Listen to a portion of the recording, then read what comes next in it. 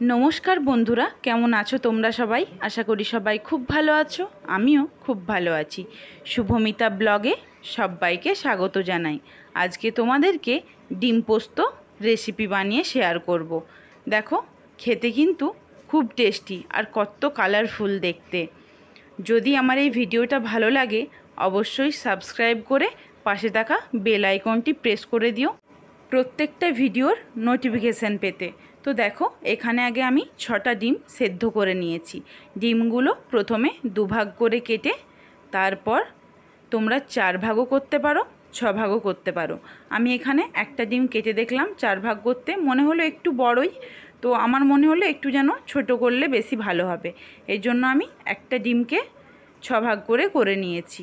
কুসুমগুলো কিন্তু এইভাবে 2 পিসই থাকবে, এর বেশি কিন্তু কাটতে যাবে না, তাহলে কিন্তু কুসুমগুলো একদম ভেঙে গলে যাবে, কুসুমগুলো খুঁজেই পাবে না। এই জন্য এইভাবে কুসুমগুলো রেখে দিলাম। আর দেখো ডিমগুলো 6 ভাগ করে নিচ্ছি। অনেক কিছুর তো পোস্ত খেয়েছো, তবে এইভাবে ডিম পোস্ত খেতে সবাইকে একবার রিকোয়েস্ট করব, প্লিজ বাড়িতে একবার ট্রাই করে দেখো।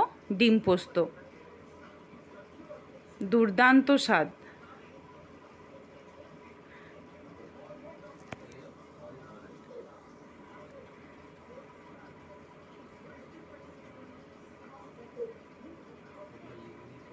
ডিমগুলো কাটা কিন্তু হয়ে গেছে।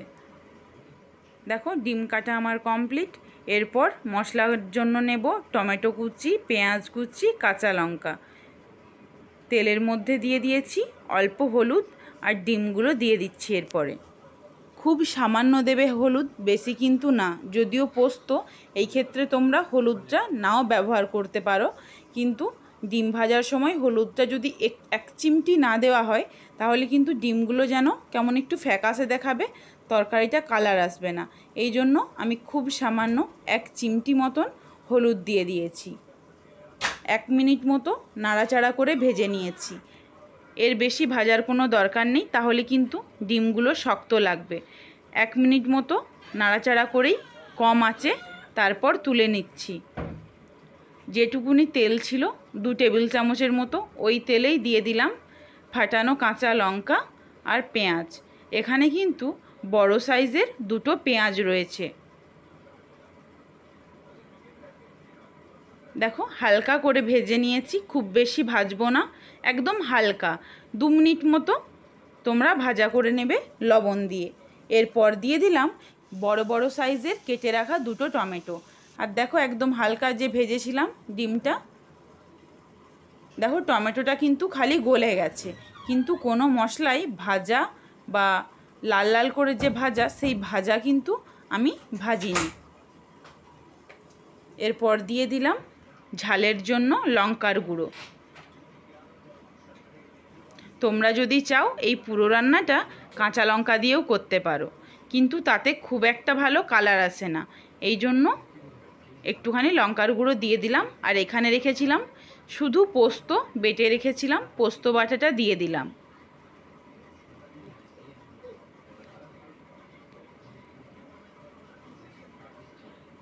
এরপর একবার নাড়াচাড়া করে নিই, ওই 10 সেকেন্ড মতো একটু নাড়াচাড়া করে নেব।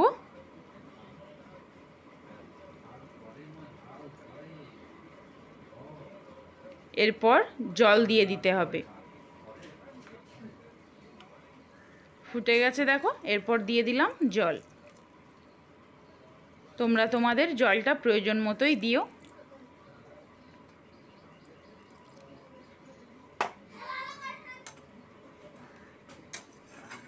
ভালোভাবে নাড়াচাড়া করে যাতে জলটা খুব ভালোভাবে ফুটে যায় ততক্ষণ অবধি অপেক্ষা করব। দেখো সুন্দরভাবে ফুটে উঠেছে। এরপর ভেজে রাখা ডিম আর ডিমের কুসুম পুরোটাই একদম দিয়ে দিলাম। খুব বেশি কিন্তু এরপরে আর নাড়াচাড়া করা চলবে না, তাহলে কুসুমগুলো ভেঙে যাবে। এইভাবে খুব আলতোভাবে নাড়াচাড়া করে নিতে হবে।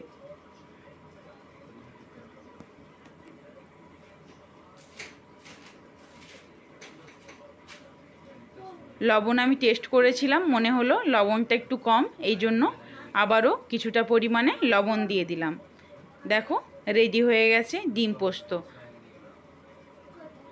একদম নাবাবার সময় দিয়ে দেব 1 টেবিল চামচের মতো সর্ষের তেল, দিয়ে গ্যাস অফ করে নামিয়ে নিয়েছি। অসাধারণ টেস্ট হয় এই ডিম পোস্তর। বাড়িতে কিন্তু অবশ্যই একবার ট্রাই করো। ভিডিওটা কেমন লাগলো অবশ্যই কমেন্ট করে জানিও। যদি ভালো লাগে পাশে থেকো নিত্য নতুন ভিডিও দেখার জন্য। সবাই ভালো থেকো, সুস্থ থেকো।